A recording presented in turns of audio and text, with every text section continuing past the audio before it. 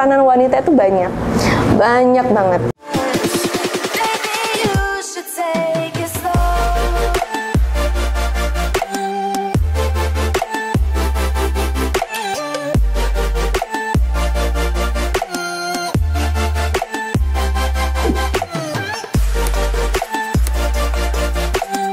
Kita bisa memantaskan diri kita untuk pasangan kita pun turut menjadi orang yang mempersiapkan dirinya lebih baik, begitu. Nah, dan ini momen yang sangat baik buat teman-teman semua justru. Kenapa? Karena masih pada single tadi.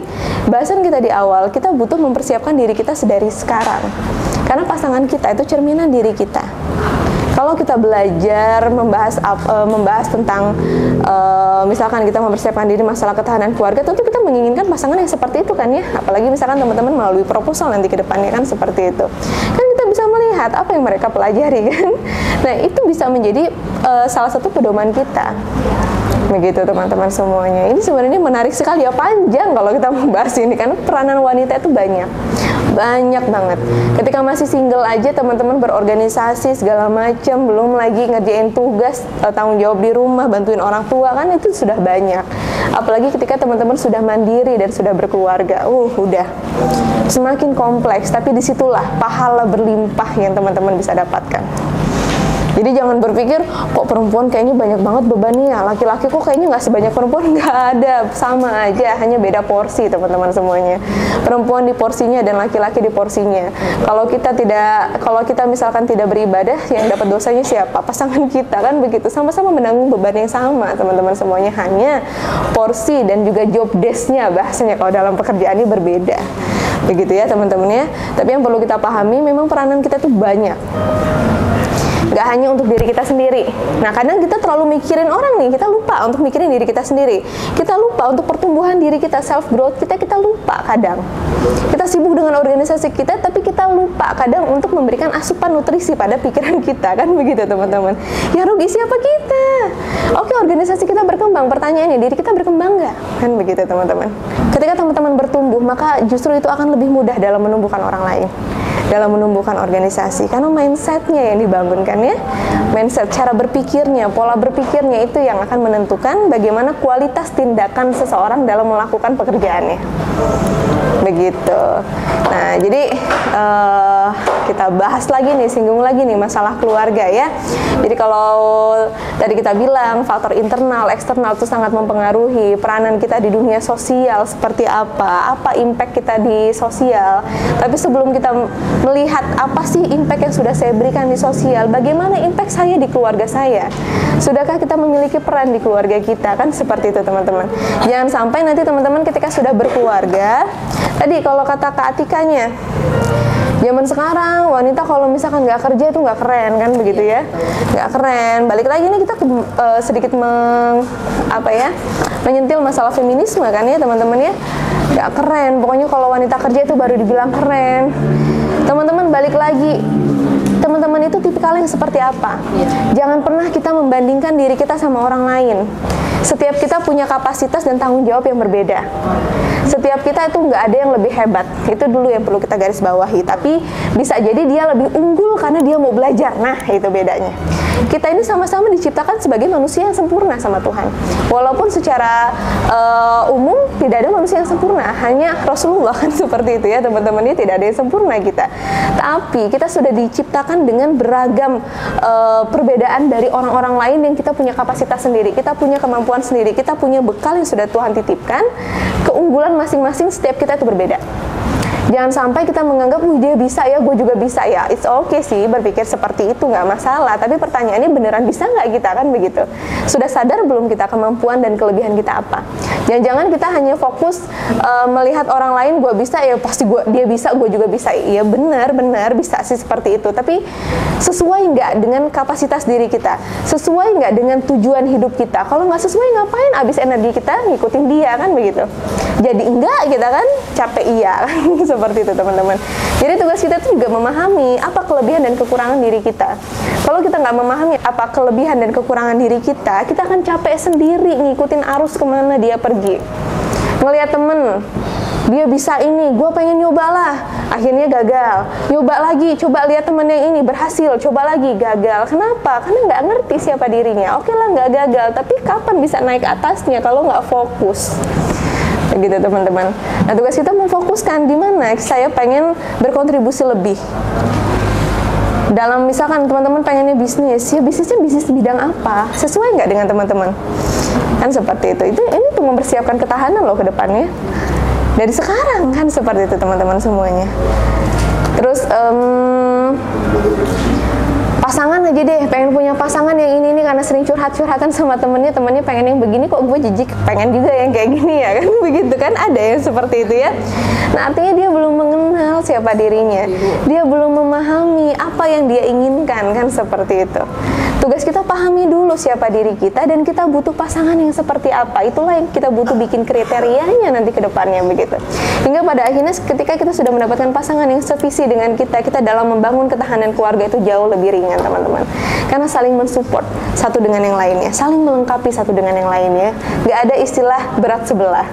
Istilahnya kalaupun kita nanti mau berkarir begitu ya teman-teman ya, ketika pasangan kita support itu akan sangat menjadi motivasi tinggi buat kita untuk bisa memberikan kontribusi lebih begitu. Tapi kalau misalkan nih kita pengen berkarir, pasangan kita pengennya kita di rumah aja, kan nggak ketemu begitu teman-teman. Pada akhirnya kita merasa sebagai orang yang nggak berguna kan begitu. Makanya kita persiapkan dari sekarang. Bahkan pasangan pun harus kita komunikasikan. Tapi kalau emang teman-teman mau menjadi ibu rumah tangga, it's okay. Itu pahalanya banyak banget kan begitu. Balik lagi, kita jangan sampai membandingkan diri kita dengan orang lain ketika kita sudah memilih menjadi ibu rumah tangga. Janganlah kita sibuk silau dengan kehidupan teman-teman kita yang sudah berkeluarga dan berkarir kan begitu teman-teman. Karena setiap kita punya ujiannya masing-masing.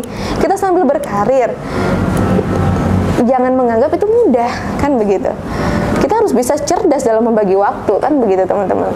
Kita harus cerdas bagaimana kita bisa memanage anak kita, memberikan servis terbaik buat suami kita, mengurus rumah tangga kita, menjalankan tanggung jawab sebagai wanita karir kan begitu, atau wanita pebisnis. Itu luar biasa kompleks. Menjadi ibu rumah tangga juga nggak gampang kan begitu teman-teman semuanya. Kita harus mempersiapkan semuanya nih, rumah, terus juga manajemen stres, itu luar biasa tuh PR-nya ibu rumah tangga kan begitu teman-teman semuanya. Wanita karir oke lah, dia pada akhirnya dia harus bertanggung jawab nih untuk menyisihkan, untuk ada yang bisa bantuin minimal beresin rumah, bukan megangin anak ya. Anak tetap pegangan kita ya teman-teman ya, walaupun kita sibuk bekerja. Itu yang jadi tantangan buat para wanita karir begitu teman-teman semuanya. Jadi berbagai aspek harus kita siapkan, baik internal maupun eksternal. Itu yang paling penting untuk kita menjaga ketahanan keluarga kita. Termasuk juga ketika di rumah ini banyak ya yang harus kita siapin ya teman-teman ya. Istilahnya di rumah aja nih, lingkup kecil. Apakah kita sudah memberikan kondisi rumah yang nyaman? Apakah kita sudah siapkan jika terjadi sewaktu-waktu krisis? Sudah kita siapkan tanaman-tanaman yang bisa kita pakai untuk pangan dan lain sebagainya? Kan itu menjadi PR bersama teman-teman semuanya. Itu hal kecilnya loh. Hal besarnya yang tadi, yang masalah kita sibuk di luar tapi di rumah harus diurus, suami juga butuh perhatian kan begitu teman-teman semuanya. Ini udah bahas suami, pasangan aja belum ada ya. Cuman ya disinilah ya kita persiapkan diri ya, jadi bekal ya teman-teman ya. Jadi intinya buat para single lillah aja. Sebelum nanti mendapatkan pasangan terbaik ya insya Allah ya teman-teman ya, siapin dulu dari sekarang, karena itu yang akan membantu kita saling support dalam membangun ketahanan keluarga. Kitanya dulu yang perlu kita persiapkan, kitanya dulu yang membuat planning. Buat planning, walaupun tadi ya balik lagi Tuhan yang menentukan takdir kita. Kita mungkin planningnya, gue mau nikah usia 25 nih, begitu. Saya juga dulu begitu, saya pengen nikahnya usia 23 ya, dulu ya. Tapi nikahnya ternyata usia 20 tahun, kebayang ya teman-teman ya. Makanya kita nggak pernah tahu kapan jodoh menjemput kita, kan seperti itu. pengennya aktif di mana-mana. Oh, ternyata ya udah, saya aktifnya di sini. Kita harus cerdas nih dalam memplanning ulang diri kita kan, seperti itu. Oh, ternyata hikmahnya banyak dari kejadian-kejadian itu kan, seperti itu teman-teman semuanya. Jadi pasrahkan semuanya pada Tuhan, dan kita yang paling penting ikhtiar kita adalah membuat planning perjalanan hidup kita. Kita ingin membangun keluarga nanti ke depannya seperti apa, kita tentukan dari pribadi kita yang sekarang, dan kita buat kriteria pasangan kita seperti apa, kita buat gambaran keluarga yang ingin kita bangun seperti apa. Seperti itu ya teman-teman semuanya. Maka dari situ mudah-mudahan dari ikhtiar ini kita bisa membangun pribadi yang lebih baik, dan insya Allah cerminan diri kita akan segera hadir menemani kita. Gue gak ngaminin. Mau ngaminin gue masih muda banget gitu ya. Pada usia berapa sih sekarang? 22. Udah aman, udah lewat dari usia saya nikah tuh mah. Begitu ya teman-teman ya. Cintailah dirimu. Kamu berharga. Kamu berhak untuk bahagia. Tak perlu menghabiskan waktumu untuk membandingkan hidupmu dengan orang lain. Tak perlu menghabiskan waktumu untuk menyesali segala apa yang telah berlalu. Setiap kita telah dilahirkan sebagai pemenang. Setiap kita punya peranan hidup kita masing-masing. Maka, temukan apa yang menjadi peranan hidupmu.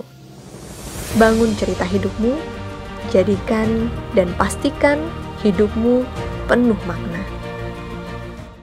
Jika dirasa video ini bermanfaat, jangan lupa untuk like, subscribe, dan silakan dibagikan kepada teman-teman yang lainnya agar semakin banyak yang mendapatkan manfaat dari video ini. Jika ada yang ingin ditanyakan maupun di-sharingkan, langsung saja dituliskan di kolom komentar kita. Saya Putri Ramadona, sampai bertemu di video kita berikutnya.